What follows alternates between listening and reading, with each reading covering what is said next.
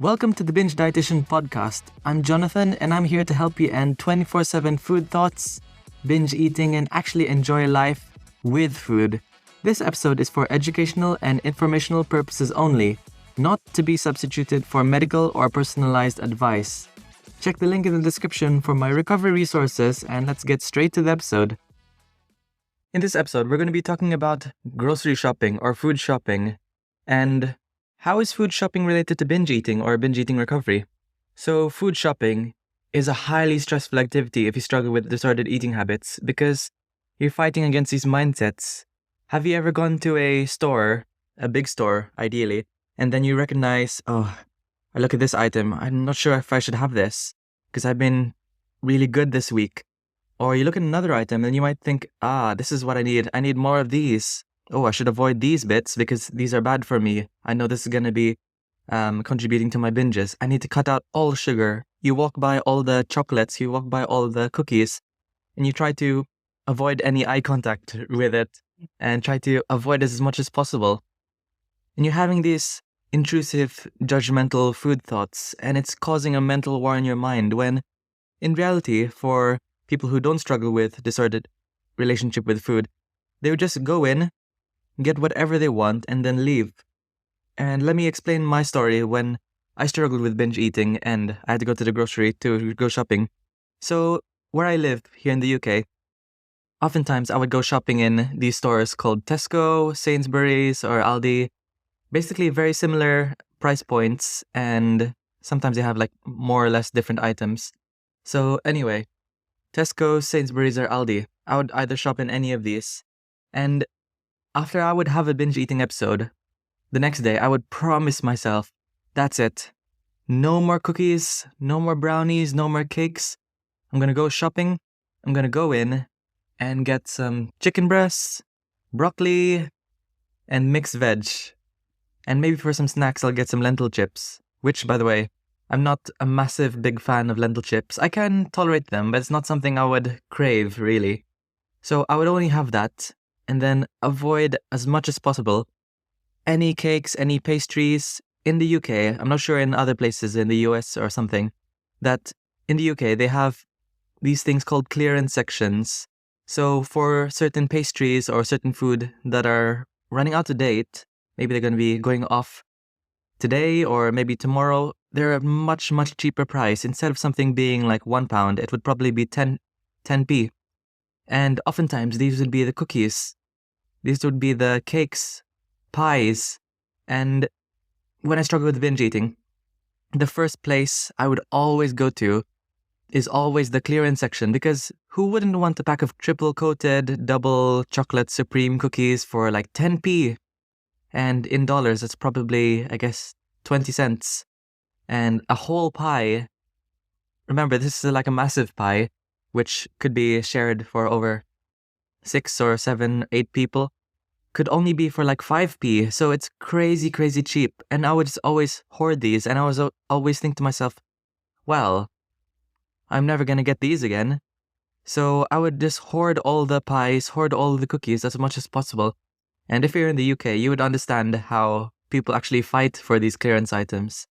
So, long story short, I would have these conflicting thoughts. Should I eat healthy, quote unquote? Get the chicken, broccoli, and rice, plain rice? Or should I just go for the clearance cookies, the clearance pies? And sometimes I would have like paralysis by analysis, where I would just stand in the middle of the store, not thinking what to do, because it was really conflicting. And each time I would go food shopping, it would be very, very stressful. And first of all, before I get into the tips to support you, to some tips on how to navigate food shopping, how to make food shopping much easier and less stressful if you're struggling with binge eating or disordered eating. Before I get to those points, my 3 points, we need to start off with, first of all, recognizing that it's a privilege to choose where to shop. And some people live in food deserts. And if you're not aware with what a food desert is, it's essentially an area that has limited access to food. So we need to recognize the privilege that some of us have to choose where we want to shop, to choose which kind of shops contain what certain items, You might be just living alone in the middle of nowhere, for example, and you might just be living right next to a bakery. There's no grocery shop, probably like 30 minutes away, an hour away, 2 hours away, and maybe you don't have access to a car. Maybe you can't access a bus. Maybe taxis could be too expensive. And maybe online shopping might be too expensive because here in the UK, at least, you have to spend at least usually £40, which is probably 2 fridges worth of food for you to be eligible to online shop. Yeah, you could use Amazon, but oftentimes they don't have all the ingredients you want. So we need to recognize these inequalities, that sometimes some of us can be privileged and we shouldn't judge others. And if you're listening to this podcast episode right now and you have children or you're taking care of young ones, we need to recognize a privilege that sometimes it can be expensive to buy certain foods, and sometimes the cheapest option would usually be the processed option. And by the way, I'm not saying processed foods are bad, but oftentimes we fall into this spiral of thinking processed foods are bad. We could often just jump into the turkey dinosaurs, the oven chips, the onion rings, because sometimes that can actually be the cheaper option when you're bulk cooking for a large amount of people. And we also need to recognize, finally, that if you're living in a food desert, you might be far away from grocery stores, but what might be closest to you might be a McDonald's, a KFC, a Pizza Hut, a Tim Hortons, something that's more like fast food. So we need to recognize, first of all, and have empathy for those who are struggling with the shopping and not to judge anyone based on your shopping. So let's get to the 3 points I would recommend to help you navigate food shopping, to make it much less stressful if you struggle with binge eating or disordered eating habits. So my first tip would be to shop at quieter times. Ideally early in the morning if you can, middle of the afternoon, or later at night, because oftentimes the most busy times would usually be after work times, which would usually be like 5 to 8 p.m. And the reason for this is if you're surrounded by lots of people shopping, let's say you're looking at a certain aisle, and then you hear a large number of people, families, children even, might be saying, "We're not getting that. That's so bad for you." Or maybe you might hear cashiers who might be a bit stressed seeing lots of people and try to engage in small talk. Sometimes cashiers might say, "Ooh, looks like a junk food run," or "Whoa, you're eating lots of bad food today," which can really reinforce eating disordered thoughts, disordered eating thoughts and beliefs around food. You might also receive or even perceive food judgment from those looking into your cart. And I don't know about you, but I experienced that when I struggled with binge eating. So for me to prepare for a binge, and yes, I did prepare for a binge because I thought I need to get rid of my cravings, so I might as well just have as much as them, get rid of the cravings now. That's the way I approached binge eating. So I would order like lots of onion rings. I would hoard, like I mentioned, all the clearance items. I would probably have like 5 packs of cookies, which cost like 5 or 10p each. Such a bargain. And then I would hoard like 3 or 4 pies, maybe 2 loaves of bread. And I would walk around the store with my shopping cart.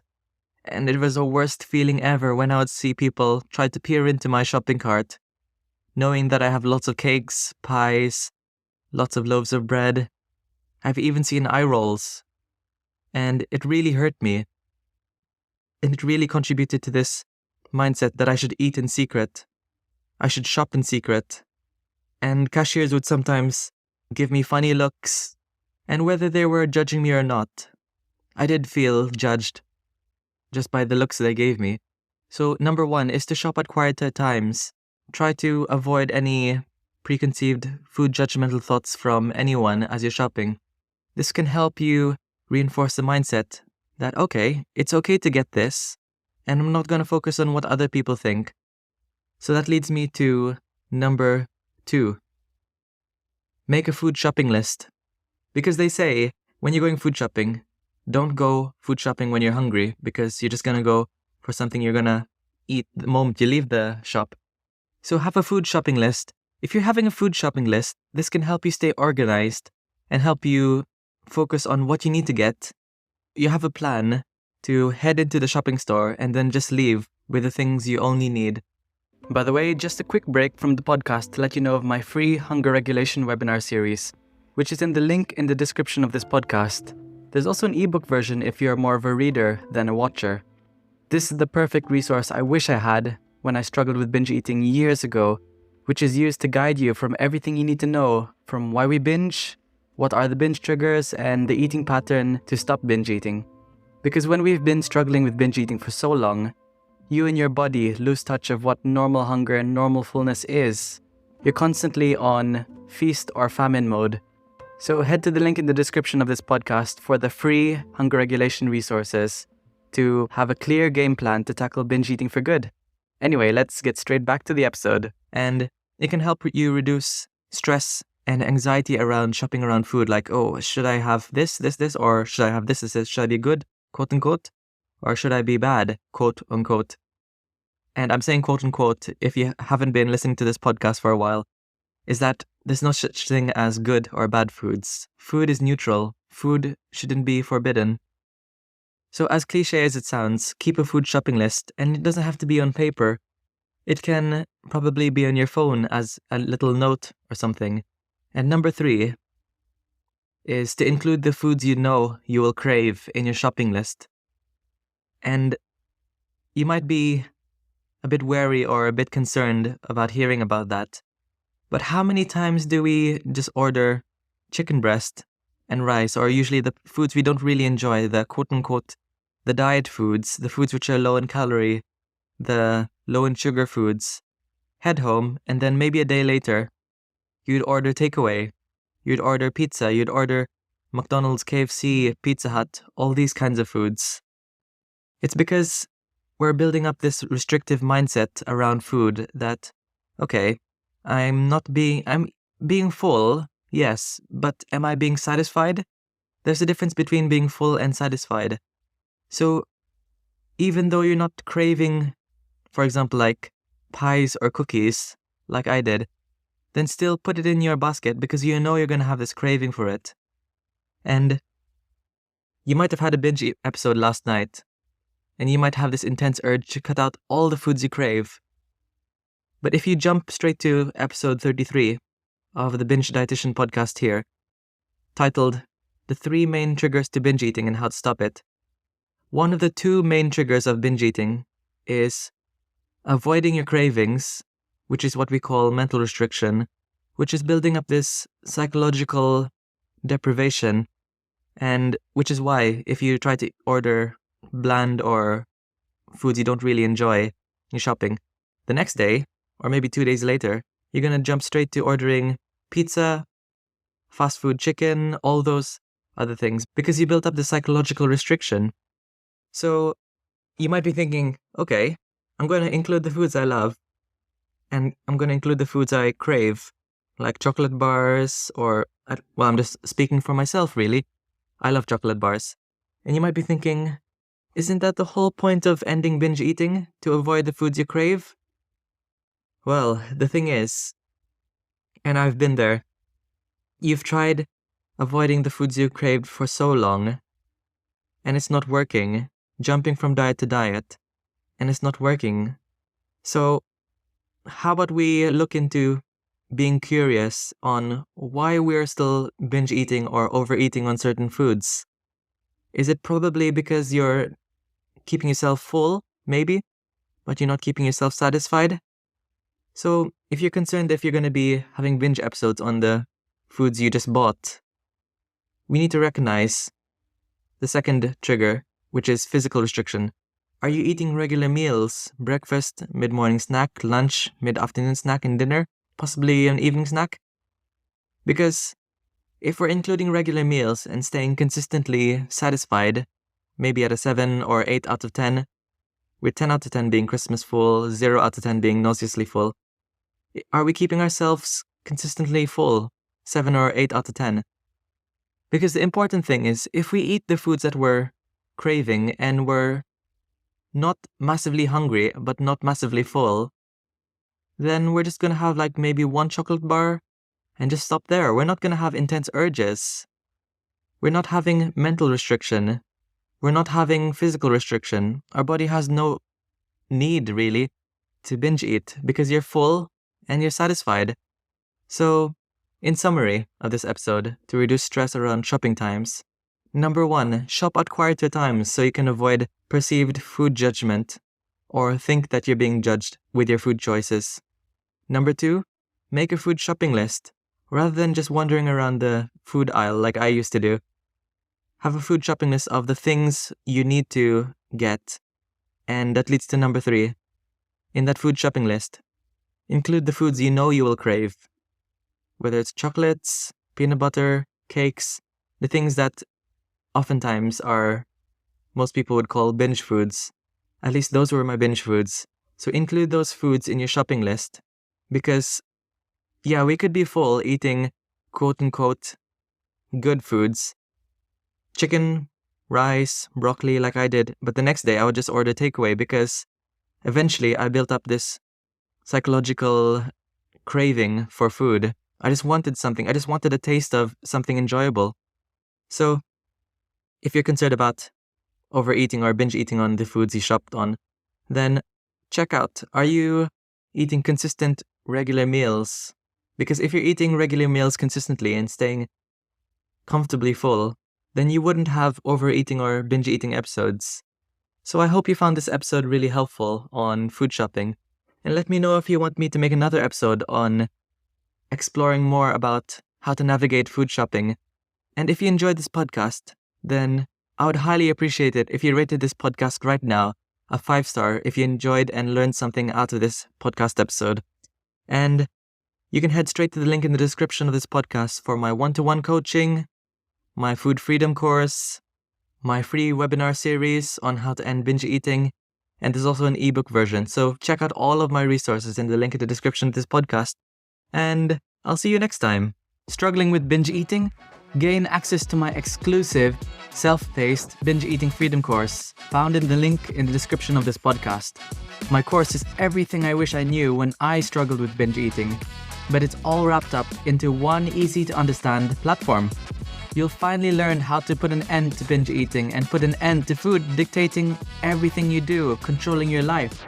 Access it now in the link in the description of this podcast.